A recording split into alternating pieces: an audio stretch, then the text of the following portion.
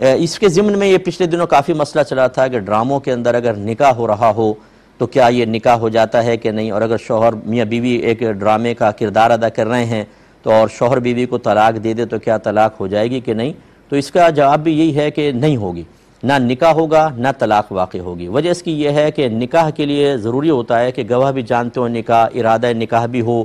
اور پھر اس کے علاوہ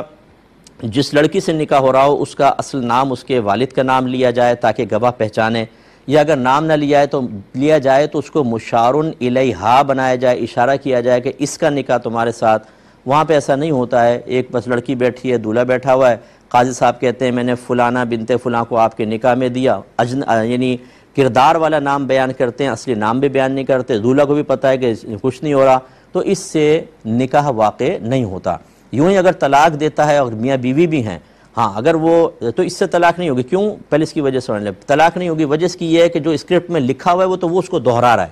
اس کو حکایت کرنا کہتے ہیں، ایک چیز کو بیان کر دینا، اس سے طلاق واقع نہیں ہوتی۔ جیسے ہم اساتذہ، ہمیں پتہ ہے، ہم کتاب و طلاق جب بچوں کو پڑھاتے ہیں تو اس میں کتنی مرتبہ یہ جملہ بولتے ہیں میں نے اپنی بیوی کو طلاق دی، کیونکہ ہمیں نقل کرنا ہوتا ہے، اس میں لکھا ہوتا ہے کہ اگر کوئی یہ کہے میں نے اپنی بیوی کو طلاق دی، ہم بھی وہ جملہ کہہ دیتے ہیں، تو کیسا طلاق واقع ہو جائے گی؟ نہیں، یہ اصل میں لکھے ہوئے کو بیان کرنا ہوتا ہے۔ ایقاع طلاق یعنی طلاق واقع کرنے کا ارادہ نہیں ہوتا تو اس سے طلاق واقع نہیں ہوگی۔ ہاں اگر ڈرامے میں شوہر یہ ارادہ ہی کر لے کہ میں اس کو طلاق دے رہا ہوں اپنی بیوی کو، پھر ہو جائے گی، لیکن اگر صرف اسکرپٹ کے الفاظ دہرانا مقصود ہیں تو پھر طلاق نہیں ہوگی۔